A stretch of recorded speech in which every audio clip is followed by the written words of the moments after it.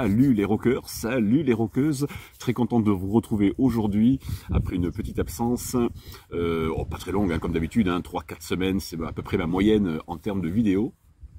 Donc je suis très occupé, mon travail, ma vie privée, c'est pas simple YouTube, malheureusement j'ai pas trop toujours le temps de m'en occuper. Donc aujourd'hui, comme promis, suite au post, c'est Deep Purple qui l'a emporté pour cet anniversaire des 3 ans de la chaîne. Donc je suis ravi de vous faire découvrir, enfin de vous faire découvrir, plutôt redécouvrir un groupe qui est largement connu, et qui est un de mes groupes de cœur depuis que je suis tout gamin, donc très heureux aujourd'hui de revenir pour une spéciale Deep Purple, donc ce groupe hard rock anglais qui naît à la fin des années 60, je vais vous la faire bref hein, pour pas trop vous saouler non plus d'anecdotes, fin des années 60, 68, Jon Lord, donc des individualités, des virtuoses techniques vont se rencontrer. Donc Jon Lord, le clavier issu d'une formation classique, va rencontrer Ritchie Blackmore, ce fameux guitariste célèbrement connu pour son empathie envers les autres, je suis ironique bien sûr, et puis surtout Ian Paice.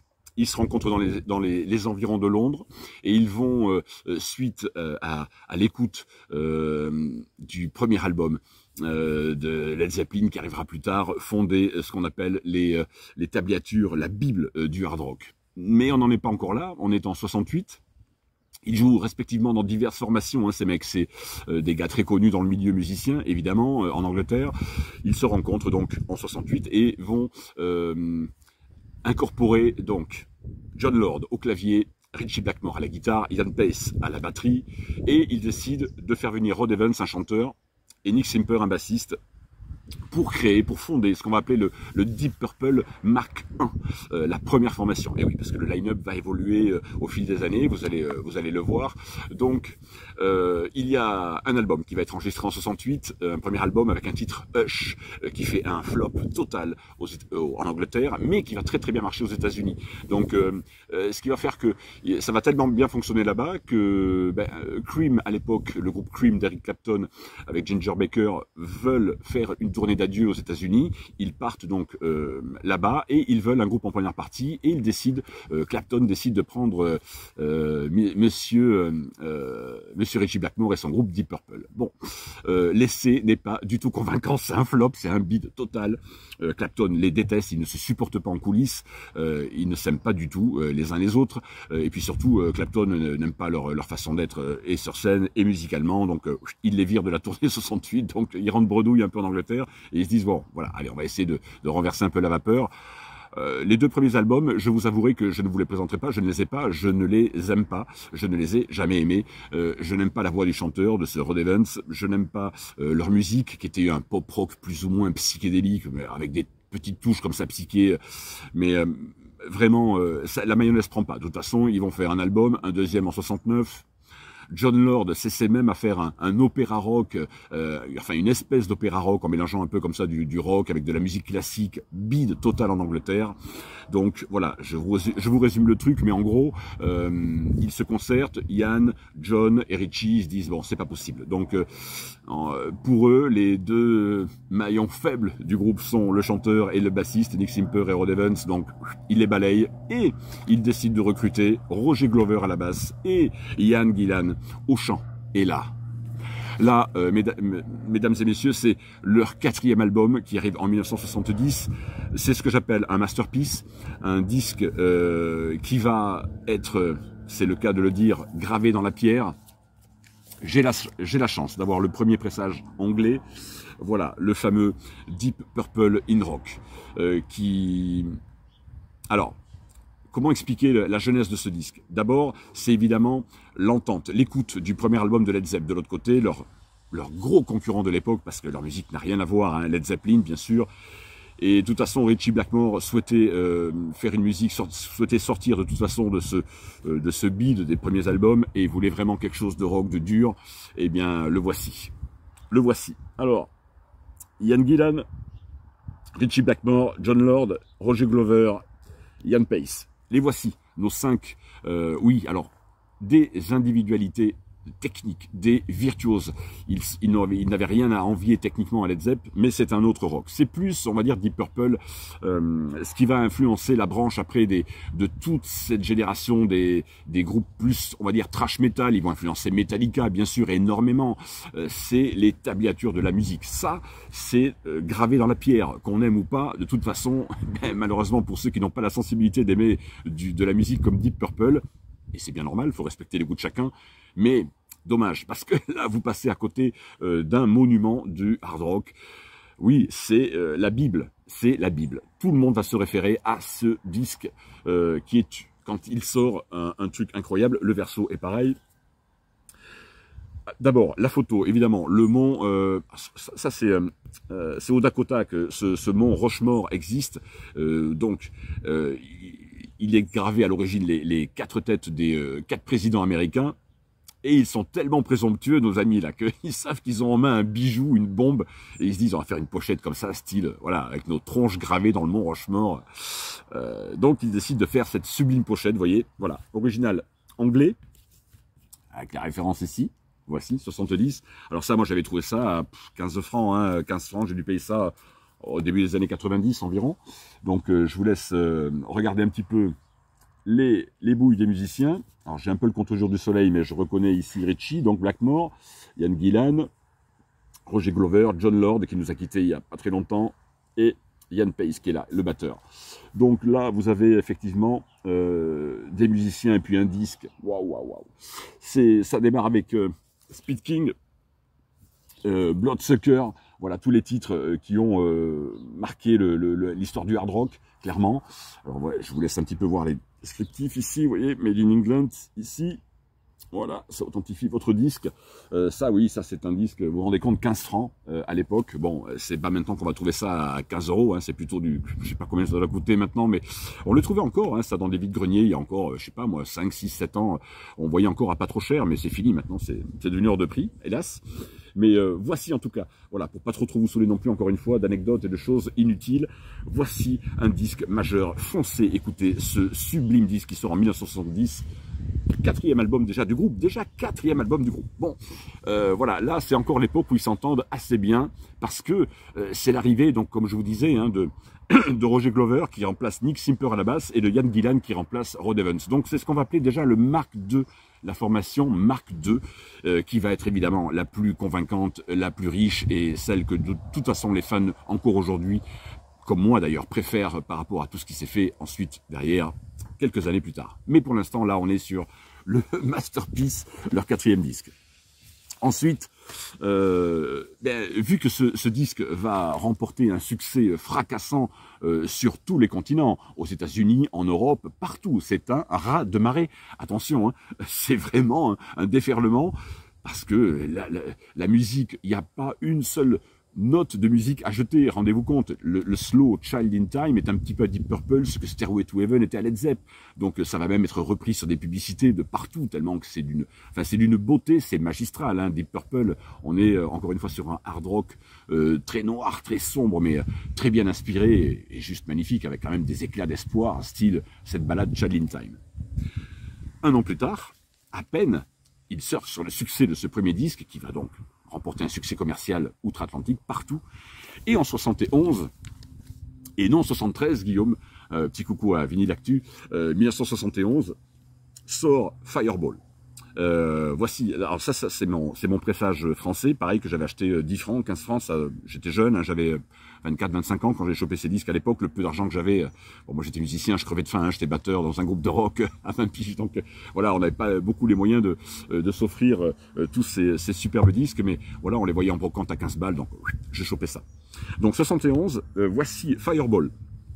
Alors Fireball est l'album, on va dire, ce qu'on va appeler l'album du milieu, parce qu'il arrive entre In Rock et Machine Head, et du coup les gens vont être un petit peu perplexes quant à ce disque, et je vous dirais que en fait non, pas du tout, parce que, enfin pour moi en tout cas, et pour beaucoup d'autres également, c'est un disque sublime qui est, on va dire, avec se démarque un petit peu du précédent. Il y a des légères touches un petit peu progressives, mais très très très légers, parce que vous me connaissez, ça y est, j'ai du vent qui se lève, donc mes pochettes volent, je vais les mettre par terre.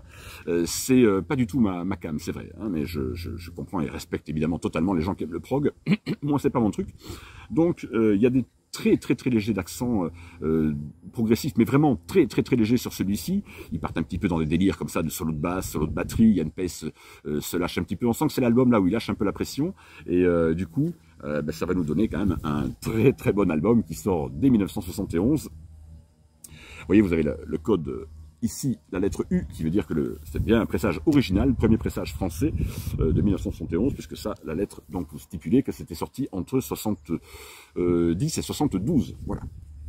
Et si mes souvenirs sont bons. Et donc, vous avez la référence des disques. L'intérieur, toujours des petites photos en noir et blanc comme ça, sympathiques. Je vous laisse les voir pour ceux qui ne l'ont pas. Ce disque, c'est pareil, vous pouvez vous jeter dessus.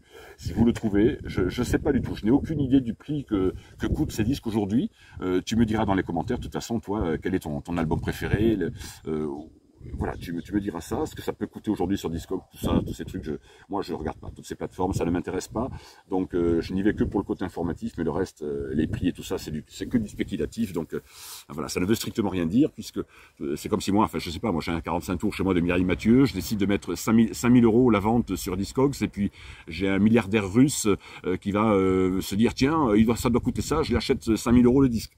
Et donc, mon 45 tours de Mireille Mathieu va coûter 5 000 euros en valeur. Non, non, non. Tout ça, c'est de la spéculation. Donc, essayez de trouver les vendeurs, on va dire, honnêtes pour vous vendre ces disques-là.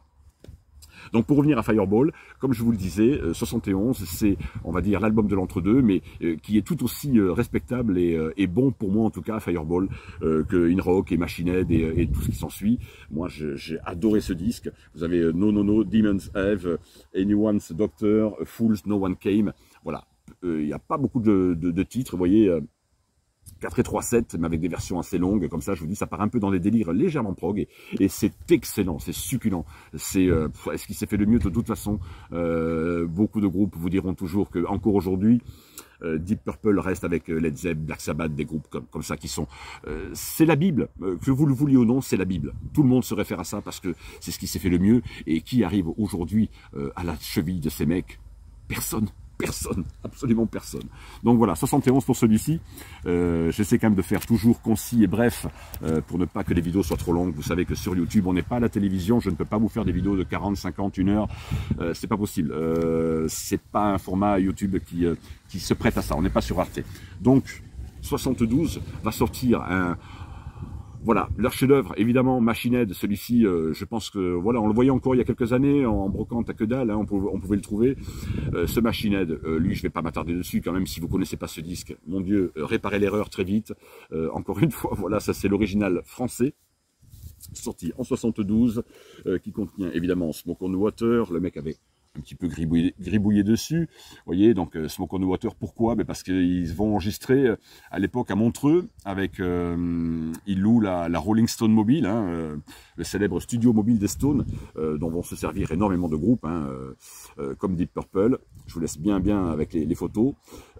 C'est donc à Montreux en Suisse qu'ils vont l'enregistrer, ils partent, et puis, alors l'histoire, il y a plusieurs versions qui traînent là-dessus, mais l'histoire que souvent, qui revient le plus souvent, c'est qu'ils étaient en fait en bateau sur le lac donc de Montreux, et le casino en fait va prendre feu, gros incendie déclaré, et du coup bah, ils sont complètement déchirés sur le bateau, ils voient la fumée au-dessus du feu, et au-dessus du lac pardon, et voilà, et Smoke on the Water, voilà d'où ça vient, à peu de choses près. Bon, il y a d'autres versions, mais peu importe, ce qui compte c'est que voilà, ce riff, Smoke on the Water, va être repris par tous les étudiants en herbe, tous les guitaristes en herbe à l'époque, pour essayer de jouer le riff de Smoke on the Water de Ritchie Blackmore. Voilà, un chef-d'œuvre, on va pas s'étendre dessus.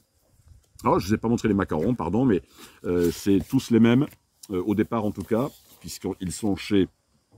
Au début, ils étaient chez Harvest, et après, ils passent donc chez Purple Classic, et voilà, leur logo, voilà, le macaron, ici, avec voilà, des petites gribouillures dessus. Vous voyez, le mec avait même noté la date de l'achat du disque, 15 avril 1972. Vous voyez, ce qui authentifie encore plus votre disque. Donc je sais que j'ai évidemment le premier pressage français original, et ça sonne, hein. Alors là, croyez-moi, là c'est de l'analogique comme on l'aime de l'époque. De toute façon, le rock doit sonner Moi j'aime bien quand ça sonne un peu cravingue, un peu.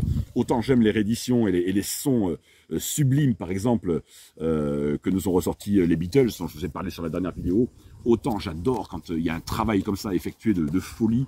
Et là donc, pour Deep Purple, là on est sur du pur son analogique et ça dépote terrible. Donc là, croyez-moi les amis, je cherche ma petite enveloppe de disque qui a dû voler dans l'herbe. Donc, 1972, Machine Head. Ensuite, 74, j'ai toutes mes feuilles qui volent. Je bois un petit coup parce qu'il fait chaud. On est de matin, mais quand même il fait chaud ici dans le sud-ouest. On a de la chance.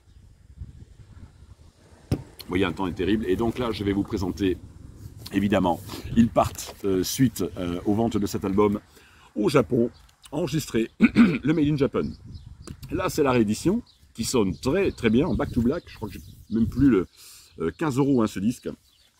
Je crois que j'ai même plus le coupon à l'époque de téléchargement. Je crois que je sais même plus. Je vais vérifier quand même. Non, je l'ai plus ce truc-là. Je crois qu'il y avait un coupon de téléchargement, il me semble, mais non, je l'ai plus. Donc voilà, réédition. Alors toujours en disque noir classique hein, pour cette réédition-là en tout cas du Deep Purple Made in Japan. Qui sort en 2000, je crois que c'est des rééditions de 2014, 2015, je crois, quelque chose comme ça. 2014, voilà. Ce Made in Japan. Donc, tout le monde connaît l'anecdote. Ils partent suite au succès, aux ventes considérables de l'album Machine Head. Et ils vont donc s'embarquer au Japon. Et ils ont évidemment à cœur de jouer le mieux possible. Donc, plusieurs concerts vont être donnés. C'est enregistré à l'époque, je crois, à Osaka, le 16 août 72 et à Tokyo. Donc du coup, bah oui, là vous avez le plus grand live hard rock de tous les temps. On peut le dire, il y en a d'autres, hein, mais bien sûr, mais celui-ci fait partie. Il est à mettre au Panthéon des meilleurs disques live hard rock. Une boucherie, une tuerie. Ah, ça me fait plaisir hein, de vous présenter tout ça parce que vous pouvez pas imaginer le bonheur que c'est pour moi quand j'écoute, quand je pose ça sur la platine, c'est waouh, voilà. Au pays du soleil levant, donc vous avez une belle image à l'intérieur, ici, tout le monde connaît, pareil. Je vous laisse voir la setlist au dos des titres qui seront repris durant ces soirs à Osaka et à Tokyo. Tout est là, évidemment. Ils vont jouer, évidemment, hein, le Space Trucking, le Smoke on Water, le Highway Star, Child in Time. Ils reprennent, de toute façon, aucun des titres des 3 premiers disques ne sera jamais joué en concert. Parce que, de toute façon, ils en avaient horreur. Hein, donc, ils ne reprendront que les titres à partir d'In-Rock, puisque le reste, pour eux, est totalement inintéressant. Et pour, d'ailleurs, beaucoup de gens comme moi, qui n'ont pas aimé du tout les 2-3 premiers albums. Mais là, messieurs, dames, Deep Purple, Made in Japan. 1972, une pure bombe. Tu me diras ce que tu penses de ce live dans les commentaires, parce que ça se passe de... Là, je dirais presque que ça se passe de commentaires. C'est une vidéo qui pourrait faire 5 minutes tellement je pense que tout le monde connaît ça. Là, on est toujours sur cette formation Mark II. Et donc en 73, suite à cette tournée éprouvante au Japon, partout il tourne, hein, les tensions commencent à se faire sentir. Encore une fois, Blackmore est un mec des plus antipathiques, peut-être même un des guitaristes les plus chiants au monde, on peut le dire. Mais bon, voilà, il était aussi chiant qu'il était doué à la guitare. Donc c'est vous dire l'antipathie du mec. Et en 73, donc ils vont revenir. Alors si j'arrive à le sortir de la pochette parce que j'ai un peu de mal. Et ce disque-là, vous voyez, pour les 3 ans de la chaîne, c'est assez marrant que ce soit Deep Purple qui ait remporté le sondage parce que je vous l'avais présenté lors de ma toute première vidéo il y a 3 ans. J'avais fait un unboxing. Je l'avais acheté celui-là chez Record Sale. À l'époque, j'avais payé ça 7-8 €. Vous vous rendez compte? Il y a 3 ans à peine, ces disques-là étaient à 7-8 €. C'est le pressage américain. Attention, hein, premier pressage américain. Ce Who Do We Think We Are, 1973. Dernier album avec Roger Glover et Ian Gillan. Voilà, c'est le dernier. Moi, je vais vous dire un truc. Je surkiffe ce disque. Autant que les autres. Je l'adore. On est vraiment sur un hard bluesy rock. Les titres sont superbes. Vous avez Woman from Tokyo, Super Trooper, Smooth Dancer, Rat Bad Blue, le Arrow Lady. C'est fantastique. Vraiment un bon disque. Très très bon disque de Deep Purple. Alors, les fans, à l'époque, mais bon, les gens étaient terriblement exigeants dans les années 70. Après de telles bombes comme In-Rock et Machine Head, vont trouver celui-ci un petit peu moins bon, mais subjectivité, encore une fois, tout ça. Moi, je le kiffe autant que j'aime autant l'écouter que Machine Head, ce disque. En plus, avec un son US d'origine, j'aime autant vous dire que ça déchire. Je vous l'avais donc présenté il y a 3 ans, mais ça, les abonnés bougent tellement sur YouTube que vous ne vous en souvenez certainement pas. Pour les plus anciens, alors je pense à tout de suite Jean-Louis, Hervé Badlands, peut-être Papy Vinyle, Anthony, ils se souviennent peut-être d'avoir vu ce disque sur ma première vidéo, mais voilà, d'ailleurs un grand coucou à eux. J'y reviendrai en fin de vidéo. Ce Who Do We Think We Are est, moi pour moi, un très très grand disque qui sort donc en 73. C'est le dernier, donc comme je vous le disais, de la période Mark II. Voilà, ça va sonner la fin. Pourquoi? Parce que déjà là à l'époque, Ian Gillan même, il tourne tout seul, hein. Il veut plus être mélangé au groupe, il veut plus voir les autres zikos, le mec il est tout seul dans son camion, il tourne dans les avions, il prend un autre vol, enfin c'est un bordel, il y a une ambiance qui devient de plus en plus pourrie entre eux, et du coup voilà, cassure après cet album, boum, Blackmore, et Lord un petit peu aussi quand même, hein, et Pace qui sont l'ossature vraiment de Deep Purple vont virer Glover et Gillan pour voilà, incompatibilité d'humeur entre eux. C'est la fin de la grande époque Mac 2 pour ce fabuleux groupe. Donc, du coup, ce qui va se passer, c'est que, eh bien, ils vont faire venir Glenn Hughes. Glenn Hughes, un excellent bassiste et qui est chanteur. Et là, il va y avoir déjà dilemme parce qu'ils veulent. Au départ, Glenn Hughes voulait être seul, mais Richie dit non, nous on aimerait bien quand même un chanteur et que tu te concentres à la basse, mais à la limite le deal c'est que tu pourras quand même chanter un petit peu, mais on va faire venir un chanteur. Et ils font venir David Coverdale, quand même une sacrée voix le mec, quoi, une sacrée voix. Et comme le gars adore la soul, le funk, il va apporter en fait cette touche légèrement groove, funky que n'avaient absolument pas les disques précédents de Deep Purple, qui étaient vraiment hard blues rock. Et là, lui, David Coverdale va apporter ce côté un peu funky dans la musique. Et ça, moi, évidemment, moi qui suis un fou de funk, de soul, je vais adorer ce mélange rock, funk. Funk est un bien grand mot, mais en tout cas, rock, hard rock, groove. On garde l'esprit de Deep Purple, mais on arrive avec une touche, voilà, qu'apporte donc David. Et Burn arrive fin 73, début 74. Il est enregistré en novembre 73. Et là, on a également un très bon disque avec une belle pochette. Alors, il y a toujours des sublimes pochettes.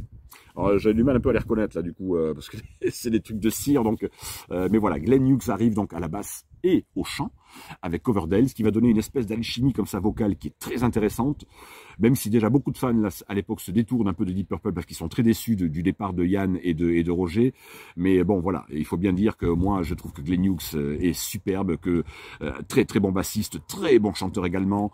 David Coverdale fondera Whitesnake par la suite, donc également un très bon chanteur, et moi je trouve cet album sublime, tout simplement. Burn, c'est superbe, donc voilà, je vous laisse voir le setlist, c'est la réédition. Ça c'est la réédition qui sonne très bien, et du coup ils vont les sortir en plus. Ah, celui-là il est noir, vous voyez, c'est le noir classique, voilà, hop, Back to Black. Donc toujours le même macaron, hein, qui reprend fidèlement les macarons, le macaron de l'époque. Et du coup, vous avez donc You Fool No One, What's Going On Here, Mystery, Mistreated. Quel titre, mais tout est bon, de toute façon, Burn, tout est bon, quoi. Tout est excellent sur ce disque. Donc, jetez-vous sur celui-là également, parce que ça, c'est les essentiels pour moi, c'est les incontournables du groupe, hein. Vraiment, là, on est sur le top du top. Burn est encore un excellent disque, vraiment, donc, qui marque l'arrivée du Mark III, donc, avec David et Glenn à la basse. Voilà pour Burn. Et puis les amis, oui je me dépêche, on est déjà 23 minutes, décidément, plus bavard que moi tu meurs. Va arriver donc on va dire, dernier de la du Mark III. Juste derrière sort Stormbringer. 74, ouais, sort en 74 celui-là. Vous voyez à quel point le groupe était prolifique, hein, quasiment 7 disques en 4-5 ans, quoi. Vous vous rendez compte quand même de les mecs à l'époque. Alors bon, évidemment, ils s'aidaient avec les substances d'un côté, mais il y avait surtout le génie et le talent à la base de ces virtuoses, ces musiciens hors pair, quoi. On est sur du high level, quoi. Là, le niveau est sublime. Donc, pareil pour Stormbringer. Je l'adore ce disque, c'est une bombe atomique parce que, encore une fois, vous avez un mélange hard, bluesy, groovy rock, funky rock, c'est comment vous dire, presque des précurseurs, quoi, hein, avec des groupes comme Mother's Finest, dont je vous parlerai un jour aussi, où je vous montrerai des disques qui ont fait cette fusion du funk et la rencontre de la soul funk et du hard rock, et ça va donner des disques comme celui-ci, qui est une pure pépite. Voilà, Stormbringer, pareil, ça c'est la réédition, c'est pas l'original, ça c'est la réédition que j'ai topé il y a quelques années, hein, il n'y a pas si longtemps que ça, et là en plus ils nous le sortent avec une belle édition, couleur purple. Évidemment, il aurait été étonnant d'avoir une autre couleur quand même. On s'attendait tous, s'il y avait une couleur à sortir sur les disques de Deep Purple, bah oui, c'est donc un pourpre pour gros fond qu'ils nous ont fait sur ces éditions qui sonnent très bien pour des Back to Black. Encore une fois, ne vous arrêtez pas, ne faites jamais de généralité en matière de vinyle, c'est très dangereux et c'est surtout que vous allez être induit en erreur tout de suite. Tout n'est pas mauvais, tout n'est pas bon, c'est au cas par cas. Il faut lire les critiques avant d'acheter un disque. C'est le mieux. Comme ça, vous êtes sûr de ne pas acheter de la daube. Donc, Stormbringer, voilà le dernier album que moi, je vais vous présenter sur cette chaîne. Pourquoi? Ben parce que, sur cette vidéo, parce que ce qui va arriver derrière va beaucoup moins me séduire. De toute façon, dites-vous bien qu'après, Glenn Hughes je crois, va quitter le groupe, Blackmore s'en va après celui-ci, enfin c'est un bordel innommable, ils savent plus où ils en sont après ce disque. Tommy Bolin va arriver à la guitare pour remplacer Blackmore, ils vont faire un disque, How Come Taste the Band. Comment vous dire, je retrouve plus moi l'esprit derrière. Si vous enlevez Keith Richards des Stones, est-ce que c'est encore les Stones? Non, bien sûr que non. Donc voilà, moi je vais m'arrêter là parce qu'après je vais moins aimer How Come Taste the Band. 75, mort de Tommy Bolin, overdose en 76, le groupe se dissout. Ritchie Blackmore va fonder Rainbow, qui va faire des disques excellents avec Ronnie James Dio, Cozy Powell à la batterie. Enfin, ils vont nous faire des disques. Enfin, moi, j'ai les deux premiers, enfin, le deuxième, pardon, album de Rainbow que je vous ai présenté sur la chaîne, qui est une bombe également, un chef-d'œuvre du hard rock. David Coverdale va partir fonder Whitesnake derrière. Voilà, que moi j'adore personnellement. Hein. Je surkiffe Whitesnake. Peut-être que je vous ferai une spéciale un jour, on ne sait pas. Je vous l'avais présenté. De toute façon, pour les 3 ans de la chaîne, ça faisait partie, Whitesnake, également de mon unboxing à l'époque. Donc, allez voir au tout début mes premières vidéos. Et du coup, voilà, ça va être la fin de Deep Purple. Jusqu'en 1900, il y aura des retentatives de reformation par Rod Evans en 80, procès, enfin, des tiraillements de tous les côtés. Bah oui, bien sûr, c'est une grosse machine afrique, hein, Deep Purple, faut pas se mentir. Donc, reformation en 84 avec un album. J'aime pas, j'accroche, je peux pas. Je réécoute tous ces disques encore, j'ai réécouté même le tout dernier, parce que Deep Purple est toujours en activité, hein, Glover est toujours là, Ian Pace et compagnie, donc Jon Lord nous a quittés malheureusement, mais voilà, c'est plus, j'avais écouté Infinite là, il y a quelques années, mais ça me parle pas, moi, c'est pas mon truc. Vraiment, c'est pas mon truc. Et je ne suis pas, vous me connaissez, je suis pas collectionneur, donc je vais pas acheter des disques que j'écoute pas, que j'aime pas. Moi, je suis pas un mec qui va ranger 4000 disques dans des Xalax de 4 mètres. Je laisse ça pour les gens qui sont collectionneurs de disques. C'est pas moi. Donc, j'ai rien contre eux, hein, loin de là, mais c'est pas moi. Donc voilà, pour moi, l'essentiel, il s'arrête là. Donc, tu me diras dans les commentaires ce que tu as chopé, ce que tu as trouvé, ce que tu as, toi, chez toi. Et puis, voilà, j'espère que, en tout cas, cette vidéo t'a plu. Tu mets le like comme d'habitude. Encore merci donc à tous les abonnés qui viennent d'arriver sur la chaîne. Ça y est, j'ai dépassé le cap des 1500 abonnés. C'est cool, c'est toujours un cap. Donc, merci à vous. Toujours pensez à mettre le pouce en l'air. J'ai vu que YouTube avait viré les dislikers. Mon Dieu, il y en a un, j'en connais un qui va être vraiment malheureux de plus pouvoir nous bombarder de dislikes. Et oui, ça c'était une chaîne hein, qu'on a chopé en flagrant délit il y a quelques temps de ça, quelques mois de ça, et du coup qui nous en veut beaucoup et qui nous charge, qui nous bombarde de dislikes depuis des mois et des mois. Dommage, YouTube a supprimé tout ça, donc une bonne nouvelle pour les youtubeurs en tout cas. Les amis, en tout cas, merci pour les 3 ans de la chaîne. Je tenais vraiment à vous faire une petite spéciale Deep Purple. Je pensais pas que forcément que ça allait être Deep Purple qui allait remporter le sondage, mais c'est Deep Purple qui est arrivé en premier sur le post que j'avais envoyé donc il y a environ 15 jours, 3 semaines. Donc merci de m'avoir permis de vous parler un petit peu de ce groupe qui est un de mes groupes de cœur avec Led Zeppelin, Black Sabbath, les Stones et tous les autres. Donc c'était un réel plaisir pour moi de revenir vers vous aujourd'hui. Continuez à liker surtout, tant que je verrai ça, que ça monte, on continuera, il n'y aura pas de souci. Donc un gros bisou à vous tous, les loulous, les louloutes. Encore un grand merci les anciens qui sont fidèles depuis le début, Jean-Louis Lopez, Papy Vinyl, Anthony, Paddy Rock, tous ces mecs qui sont là, je vous remercie les gars, vous êtes super, vous êtes toujours là, fidèles depuis le début. Il y en a d'autres, évidemment, je peux pas tous vous citer, les copains, mais voilà, je sais que vous êtes là, vous likez, vous commentez la chaîne, et ça me fait vraiment, vraiment chaud au cœur. Donc continuons comme ça sur cette lancée. Je vous souhaite à tous et à toutes une très bonne journée, une bonne soirée. Bye, à bientôt. Ciao les amis. Salut.